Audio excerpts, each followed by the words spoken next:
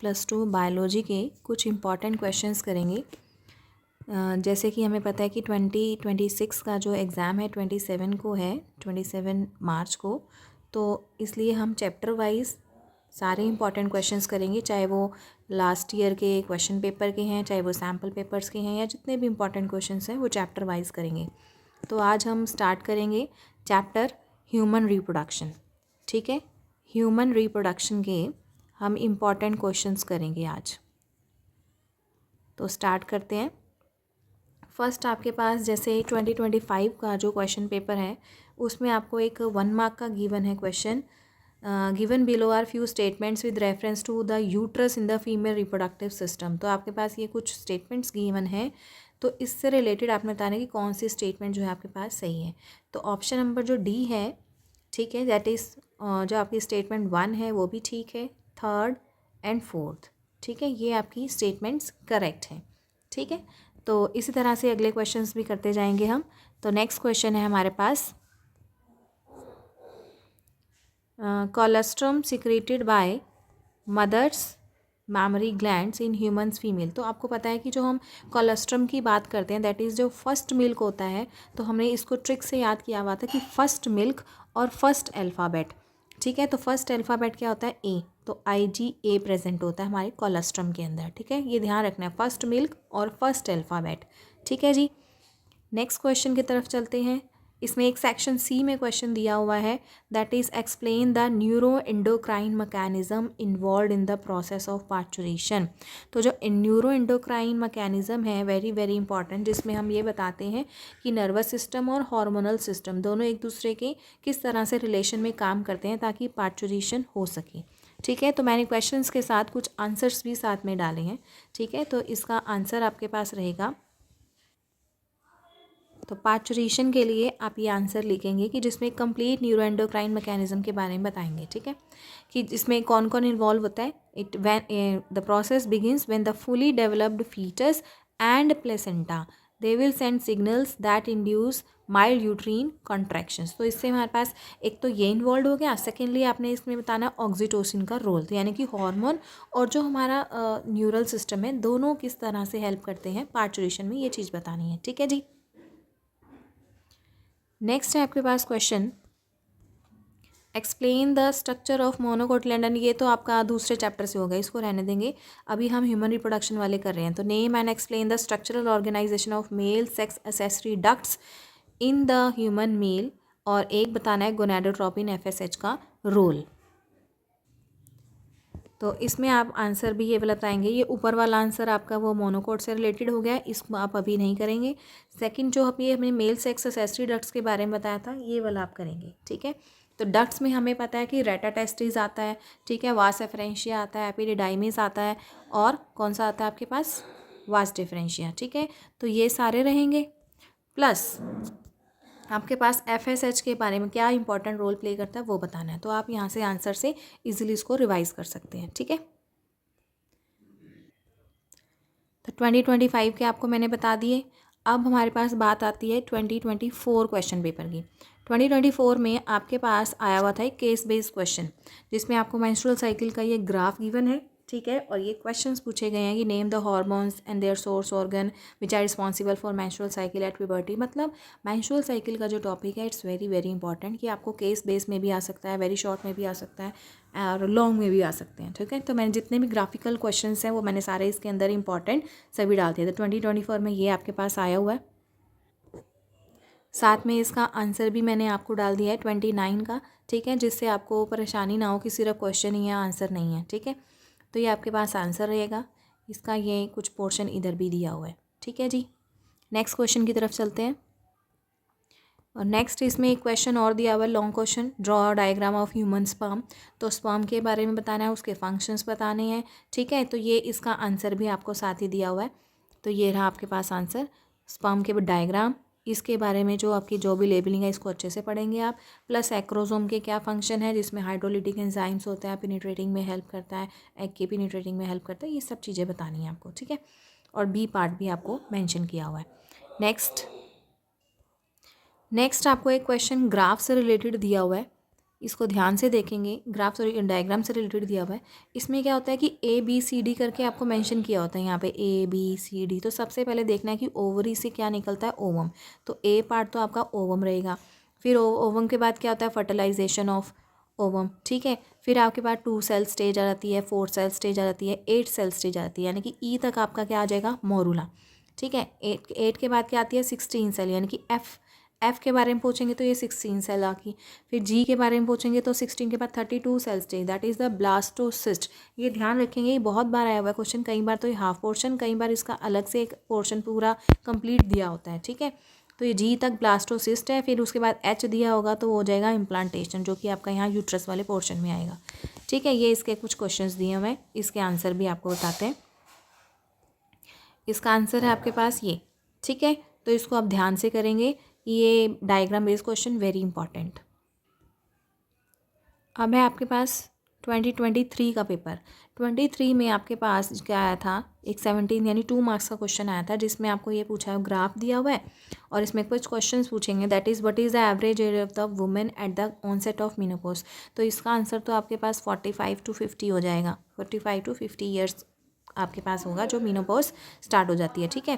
और second stage question पूछा हुआ है, at what age are maximum primordial follicles present in the ovary according to the given graph. तो आप यहाँ पे देख रहे हो प्रीमोर्डियल सेल, यहाँ पे देखिए ये जो सेल गिवन है ये प्रीमोर्डियल है, यहाँ पे 1 लाख के करीब दिया हुआ है और एज क्या है यहाँ पे 10।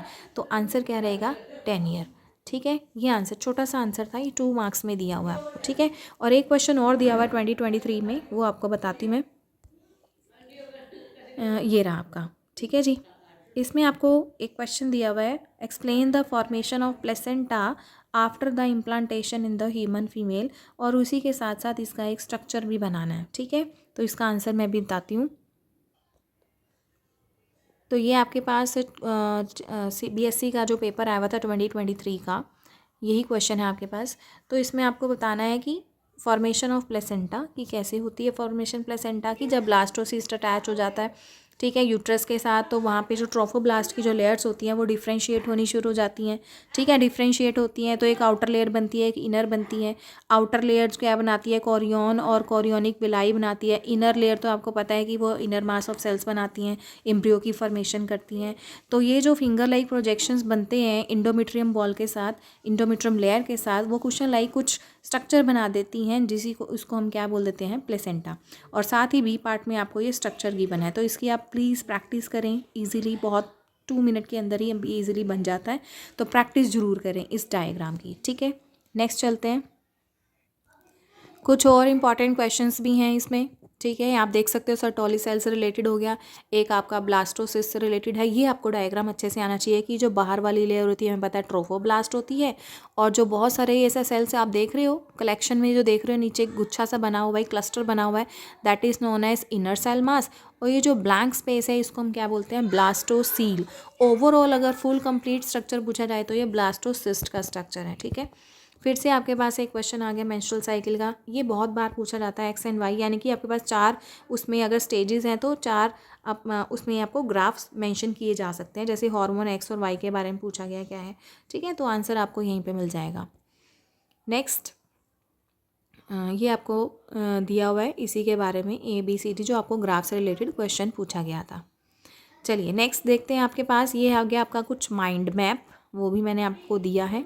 माइंड मैप में आपको ये देखिए रिप्रोडक्टिव सिस्टम से related male female reproductive system, ये ग्राफ से रिलेटेड क्वेश्चन आ गए, ठीक है। ये आपके गैमेटोजेनेसिस यानी स्पर्मेटोजेनेसिस और oogenesis, ये आपको पूछा जा सकता है, कई बार इसमें 1 मार्क का क्वेश्चन भी आ सकता है, ठीक है। प्लस ये अभी मैंने जैसे आपको बताया ABCD करके कि ए ओवम होता है, फिर फर्टिलाइजेशन होता है, फिर 2 सेल 4 सेल 8 सेल, उसके बारे में स्टेजेस, लैक्टेशन और पार्चुरेशन। ये पार्चुरेशन का जो आपका पास रिफ्लेक्स एक्शन आता है ना, वो पूछा जाता है, और लैक्टेशन में आपको हार्मोन्स पूछे जा सकते हैं, ठीक है जी। तो चलिए नेक्स्ट देखते हैं।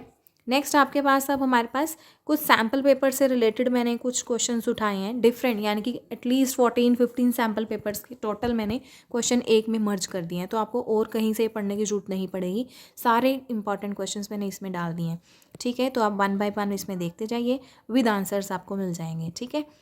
तो आपके पास जैसे कि ये डायग्राम बेस्ड क्वेश्चन है तो आपको पता होना चाहिए कि जो सेंट्रल पार्ट ओवम होता है, फिर उसके बाद पेरीविटलाइन स्पेस होती है, फिर आपके पास कौन सा आता है, जोना पेलुसिडा आता है।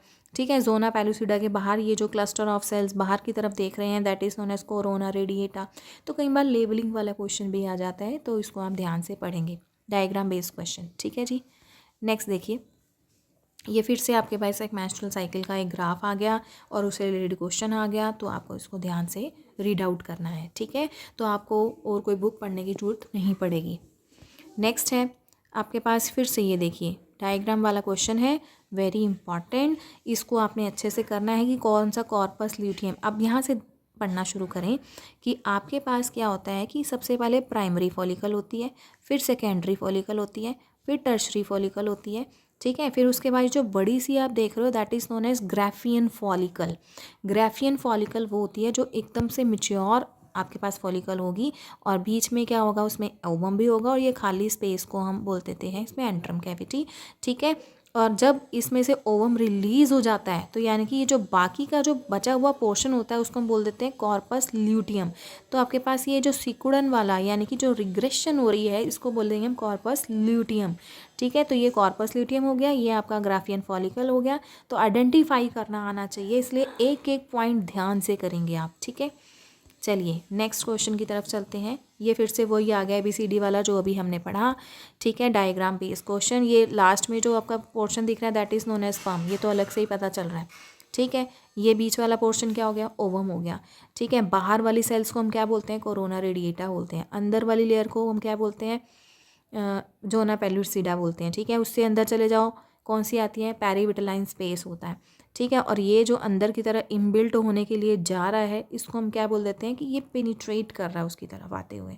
ठीक है जी, चलिए नेक्स्ट फिर से आपके पास ये ग्राफ वाले क्वेश्चन। तो आपको मोस्टली जितने भी मेंस्ट्रुअल साइकिल के ग्राफ से रिलेटेड क्वेश्चन बनते हैं वो मैंने सारे इसी वीडियो में डाल दिए हैं। ठीक है, नेक्स्ट आप चाहो तो पॉज करके इसको एक बार देख सकते हैं। नेक्स्ट आपके पास ये इससे रिलेटेड भी आपके पास क्वेश्चन आया हुआ है कि ABCD आपको दे देते हैं। तो सबसे पहले आपको कौन सी होती है, स्पर्मेटोगोनियम होता है, फिर प्राइमरी स्पर्मेटोसाइट्स होती हैं, फिर ये कौन सी होती है, टर्शरी होती हैं, फिर उसके बाद ये जो अलग से दिख रही है ना विद टेल, ये स्पर्मेटोजोआ होता है। लेकिन जो एम्बेडेड हो रही हैं, जो अंदर की तरफ आपके पास सिग्नल बने हुए हैं ना, इसको बोल देते हैं हम स्पर्मेटिड्स। और ये जो अलग से येलो कलर की दिखाई देती हैं that is known as Sertoli cells. तो आपको आइडेंटिफाई करना आना चाहिए डायग्राम, और इनके फंक्शन भी पूछ सकते हैं। ठीक है, नेक्स्ट ये देखिए फिर से वही डायग्राम मैंने आपको स्टार्टिंग बताया था, उसमें हाफ पोर्शन दिया हुआ था, इधर यहाँ आपको दिया हुआ है कंप्लीट पोर्शन। कंप्लीट में से आपको ABCD करके ये पूछा गया है। तो A तो आपको पता होना चाहिए, फर्स्ट ऑफ ऑल ओवरी से जो निकलता है वो ओवम, B तक आते आते वो फर्टिलाइजेशन हो जाता है, फिर 2 सेल स्टेज बनता है, 4 8 तक आते आते हमारा मोरूला बन जाता है। ठीक है, मोरूला के बाद हमारे पास क्या बनता है, ब्लास्टूला बनता है, यानी कि 32 सेल स्टेज पे। ठीक है, फिर H तक आते आते इम्प्लांटेशन हो जाता है। ठीक है जी, नेक्स्ट चलिए। अब देखो वहाँ हमने क्वेश्चन किया, यहाँ पे आपको एज इट इज़ क्वेश्चन आ गया कि फाइंड आउट करने के लिए कि E और F क्या होता है। ठीक है, यहाँ पे E दिया हुआ था और वहाँ पे G दिया हुआ था, तो आपको ये डायग्राम दिया हुआ है, वहाँ पे आपको क्वेश्चन सॉल्व करना था। ठीक है, ये देखिए यहाँ पे E के बारे में बताना था और G के बारे में बताना था कि क्या क्या चीज़ें हैं। ठीक है, ये क्वेश्चन में आपको पूछा गया है कि E और G क्या है। तो E तो आपका मोरूला था। ठीक है, मोरूला के बाद 16 बना, 16 के बाद G क्या था, 32 सेल स्टेज, दैट इज 32 को हम क्या बोलते हैं, ब्लास्टूला। तो उसके बारे में आप बताएंगे। और H तक आते आते इम्प्लांटेशन हो जाती है, तो इम्प्लांटेशन का प्रोसेस बताना है। ठीक है, नेक्स्ट ये मैंने as it is full diagram भी दे दिया विद लेबलिंग। नेक्स्ट है जी आपके पास एक दिया हुआ छोटा सा, which structure in males is homologous to the labia majora in females. तो कई बार क्या होता है, इसमें पूरा स्ट्रक्चर भी पूछा जा सकता है।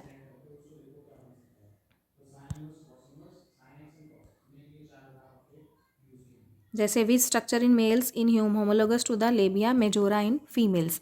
तो आपके पास बताना कौन सा आएगा, स्क्रोटम। ठीक है, नेक्स्ट देखिए एजर्शन रीजन का क्वेश्चन डाला हुआ है, सिंपली वो बताना है कि इसमें A तो ठीक दिया हुआ है लेकिन B fimbriae helps in collection of sperm during coitus, ये गलत दिया हुआ है। ठीक है, नेक्स्ट है फिर से वही देखिए, अभी हमने पढ़ा था ये ABCD वाला कि स्पर्मेटोगोनियम होता है, स्पर्मेटिड्स होते हैं, ये इसके बारे में बताया हुआ है। ठीक है जी, चलिए नेक्स्ट आपके पास दिया हुआ है प्लेसेंटा के बारे में, ठीक है जी। Describe the structure and function of placenta in humans, तो प्लेसेंटा के बारे में बताना है, ठीक है। ये नीचे आपको आंसर बी पार्ट में मिल जाएगा। नेक्स्ट है एजर्शन क्वेश्चन आ गया फिर से, आंसर साथ में दिया हुआ है, आप इसको पॉज करें वीडियो को और देखते जाएं। नेक्स्ट है केस बेस्ड क्वेश्चन दिया हुआ है, वास्ट डिफरेंसेस का tent selected to prevent sperm transport, ये सब एक मेथड दिया हुआ है, एक साइड आपको डिस्क्रिप्शन दी हुई है, तो उससे देखते हुए आपने ये बताना है कि कौन सा सही है, ठीक है जी। नेक्स्ट है आपके पास फ्लो चार्ट के बारे में बताना है, construct a flow chart showing the path of zygote through the female reproductive system, ठीक है जी। पॉज करते जाएं वीडियो को और देखते जाएं, ये इसका आंसर आ जाएगा। आप बस फटाफट से एक बार गो थ्रू हो जाएं हर एक सैम्पल पेपर के क्वेश्चन से। हाँ जी, तो ये स्पर्मेटोगोनिया की आपके पास फ्लोचार्ट था ना कि पहला स्पर्मेटोगोनिया होता है, फिर प्राइमरी स्पर्मेटोसाइट बनता है, फिर सेकेंडरी बनता है, फिर स्पर्मेटिड, स्पर्मेटोजोआ, ये सीक्वेंस आपको आइडेंटिफाई करनी थी कि कौन सी सही है, ठीक है। नेक्स्ट देखिए, ये फिर से आपको एक ओवरी का स्ट्रक्चर दिया हुआ है, एक्स एंड वाई बताना है, जिसमें एक्स तो आपको पता ही लग रहा है ग्राफियन फॉलिकल है मैच्योर, ठीक है। और ग्राफियन फॉलिकल के बाद जब ओवम रिलीज हो जाता है तो क्या बचता है रिग्रेशन में, कॉर्पस ल्यूटियम, तो वो बताना है। ये फिर से क्वेश्चन आ गया ग्राफियन फॉलिकल्स वाला, ये इसका आंसर है। Select the correct match, D option is correct. फिर से ये कौन सा आ गया आपके पास, मेंस्ट्रुअल साइकिल का 2 पार्ट दिए हुए हैं, ठीक है, इसका आंसर गिवन है, ये इसका आंसर है। नेक्स्ट फिर से एक ग्राफ, ये मतलब हर एक सैम्पल पेपर में से क्वेश्चन उठाए हुए हैं और देखो कि हर एक में आपको किस तरह से जो क्वेश्चन है मेंस्ट्रुअल साइकिल का ग्राफ से रिलेटेड क्वेश्चन आया हुआ है, चाहे केस बेस में है चाहे लॉन्ग बेस में है, ठीक है। ये आंसर है इसका। Spermatids are transformed into spermatozoa, तो स्पर्मेटिड से जब स्पर्मेटोजोआ बनता है तो उसको स्पर्मियोजेनेसिस बोलते हैं, लेकिन अगर फुल कंसेप्ट आ जाए कि स्पर्मेटोगोनियम से अगर स्पर्मेटोजोआ बनता है तो स्पर्मेटोजेनेसिस होता है, लेकिन जब रिलीज़ की बात आ जाए कि रिलीज ऑफ स्पर्म्स तो उसको बोलते हैं स्पर्मिएशन। तो 3 कंसेप्ट आपको पता होने चाहिए। ये आगे फिर एजर्शन रीज़न आ गया, ये आपके पास वही फिर से स्पर्मेटोगोनियम से लेके आपके पास स्पर्मेटोजोम का स्ट्रक्चर, ध्यान रखना है कि कौन सी लेबलिंग है ये, ठीक है। फिर से आपको एक क्वेश्चन आएगा, अटेम्प्ट आइदर ऑप्शन ए और बी, ठीक है। Women misses the menstrual cycle and pregnancy test confirm she is pregnant, तो ये आपका कुछ 3 मार्क्स का क्वेश्चन दिया हुआ है, ये आंसर दिया हुआ है, ठीक है।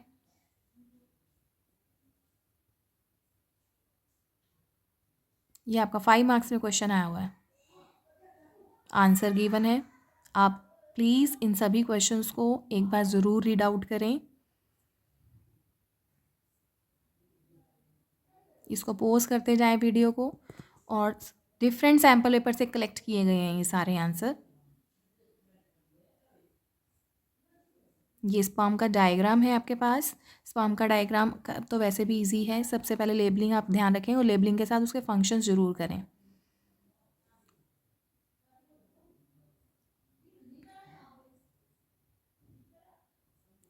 इन सबको पोज करते जाएं एक एक बार, और इसके हो सके तो रिटन प्रैक्टिस ज़रूर करें। ये जैसे आपको दिया हुआ है ना, कई बार MCQ में भी आए हुए हैं क्वेश्चंस। ये मेल रिप्रोडक्टिव सिस्टम से क्वेश्चन आया हुआ है, ये ओवरी से अभी हमने पहले भी एक क्वेश्चन, मतलब कुछ क्वेश्चंस तो रिपीटेड भी हैं, तो इनमें से आपको फाइनल में आने के पूरे पूरे चांसेस हैं। आप इसको एक बार ज़रूर रीड आउट करें।